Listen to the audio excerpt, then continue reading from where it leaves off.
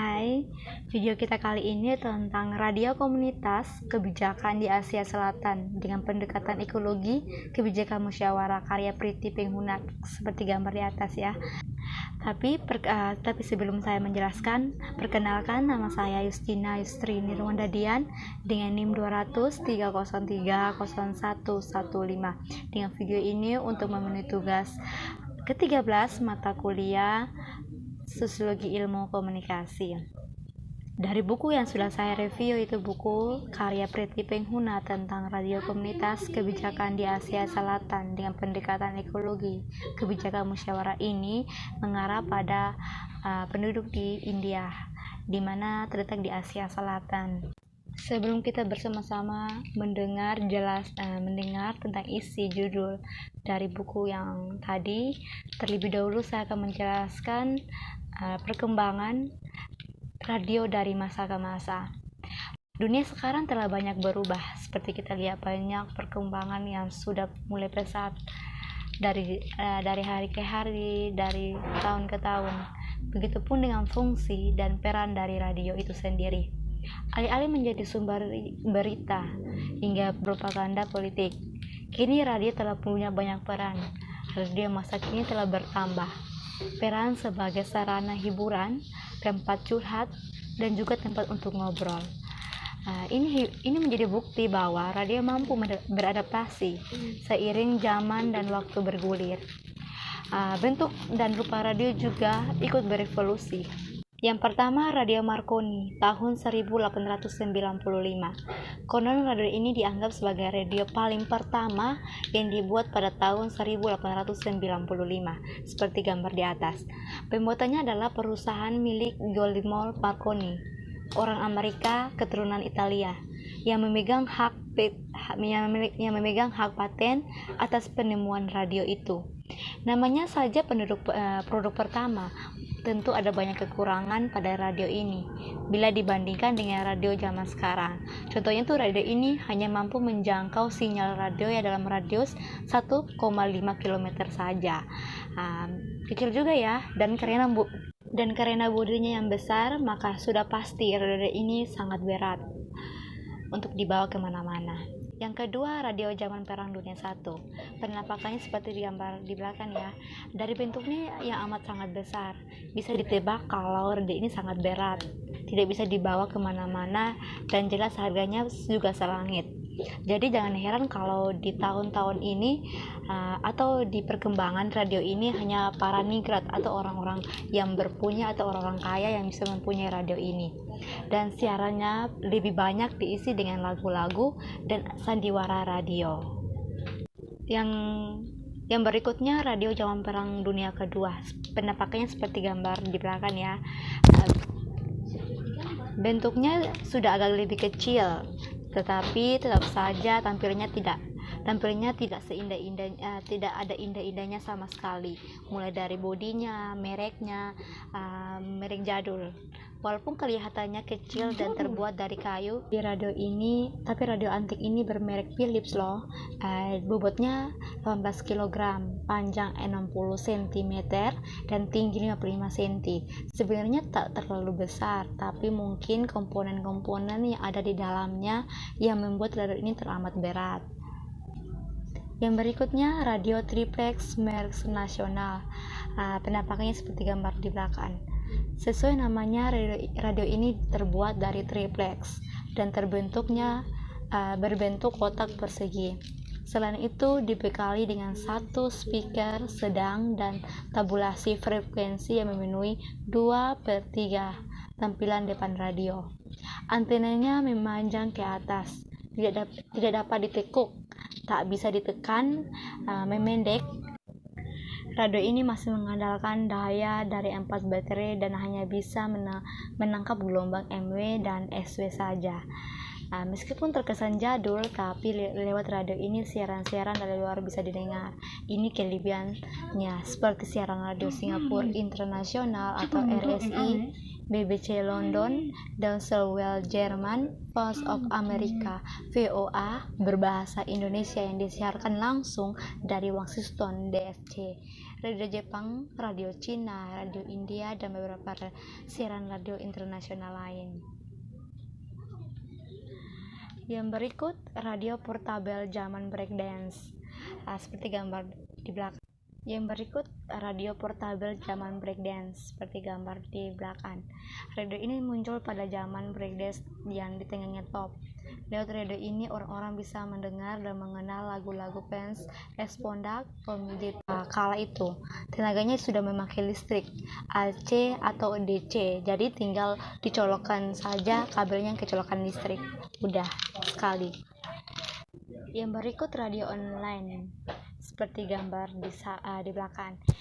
Kini di zaman modern ini radio tak hanya bisa didengar dengan pesawat radio saja, tapi juga di internet melalui siaran online, streaming atau lewat aplikasi yang tersedia di smartphone. Bahkan penggunanya lebih praktis dan tidak ribet seperti generasi sebelumnya.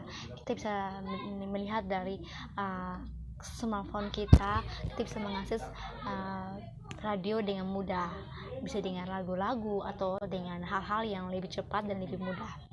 Itu saja perkembangan radio dari zaman ke zaman, dari zaman Perang Dunia 1 dan 2 dan seterusnya. Sekarang saya akan masuk ke penjelasan mengenai isi buku yang sudah saya review, yaitu karya Priti Priyuna. Yuk kita sama-sama mendengarkan.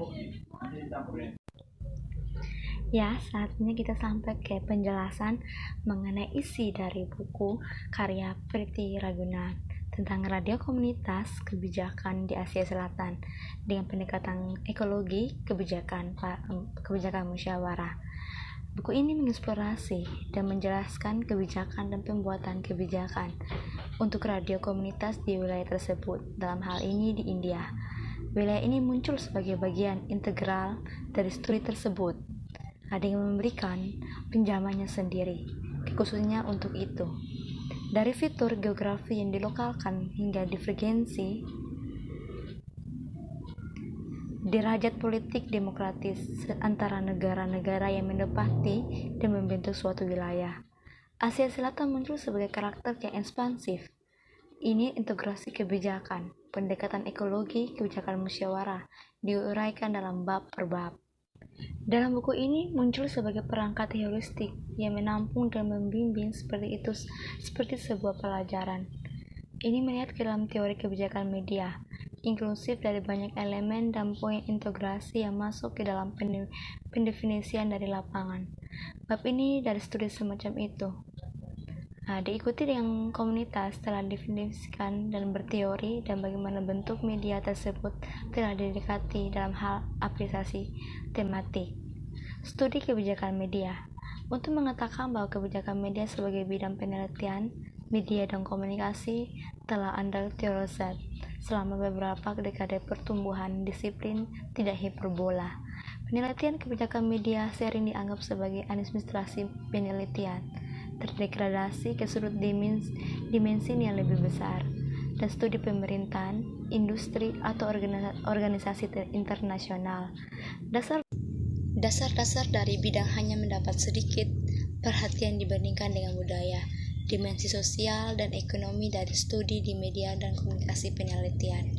Namun studi tentang kebijakan media berakar pada pasca Perang Dunia Kedua, penelitian media yang dipandang pada instrumen yang menyertai persembahan semacam itu. Hanya dalam 1,5 dekade terakhir, orang dapat melihat kebijakan media penelitian mulai berkembang di Eropa dan Amerika Utara. Selanjutnya, penelitian di lapangan berusaha untuk melihat bagaimana media massa mempengaruhi kebijakan publik, menjadi arena lain yang mengasosiasikan dirinya dengan istilah tersebut. Itu tercangkup representasi penelitian di media untuk mempengaruhi berbagai publik, kebijakan lintas bidang, sebagai bidang penelitian yang berdiri sendiri. Hanya studi kebijakan media yang mendapatkan tanah baru-baru ini, terletak seperti di persimpangan global studi media, studi pemerintah, dan penelitian kebijakan publik. Masalah definisi. Mendefinisikan kebijakan media sangat sulit, mengingat ambiguitas apa unsur-unsur pembentuknya dan bagaimana mereka bersatu sebagai kebijakan. The Freedom berbicara tentang bagaimana tidak ada yang namanya media tunggal, kebijakan yang dapat dikatakan mewakili semua mekanisme yang merampingkan struktur dan sistem media. Media kebijakan paling panter, kata Freedom. Istilah umum untuk menunjuk pada cakupan luas, rencana dan metode yang mempengaruhi fungsi media. Brahma selanjutnya menyoroti parameter kunci untuk menentukan kebijakan media abad ke-21. Guys, tahu nggak? Di Asia Selatan, transmisi radio pertama terjadi sebagai percobaan di Mumbai, di British India pada 1920-an. Diikuti oleh yang lain percobaan oleh Mumbai di Radio Club pada tahun 1921 dan lebih berkelanjutan disiarkan oleh Radio Club of Calcutta pada akhir 1923. Sementara itu, Ceylon, Inggris menugaskan studi kelayakan untuk menilai potensi untuk siaran radio lokal pada tahun 1921. Sementara itu, Mumbai Radio Club memulai siaran di anak benua seperti juga di Madras oleh Klub Radio Kepresidenan Madras. Menurut Sir Watts Central 6 tahun 1925, selain siaran radio stasiun di kantor telegraf, pemancar gelombang panjang di stasiun Radio Colombo VPB juga dimodifikasi untuk siaran radio. Perkembangan di Asia Selatan ini sejalan dengan geostrategis dan arus komersial pada waktu itu, seperti yang diucapkan di atas. Namun hubungan yang sampai sekarang belum dijelajahi berkaitan dengan anak benua adalah pengenalan Da Francis oleh informasi menyetujui Reforman tahun 1917 dan Undang-Undang Pemerintahan India tahun 1919. Jadi, radio kebijakan di Asia Selatan ini sangat dibutuhkan oleh masyarakat India karena waktu itu budaya, bahasa, dan aktivitas masyarakat India sulit untuk mengakses informasi oleh media apapun karena dulu belum ada radio atau alat komunikasi. Sekian penjelasan dan video kali ini. Semoga video ini memberi manfaat dan pengetahuan kepada kita, dan jangan lupa untuk selalu menonton video saya karena ada informasi-informasi baru dan pengetahuan baru yang saya akan sampaikan melalui buku-buku yang sudah saya review. Dan sampai jumpa di lain waktu. Terima kasih.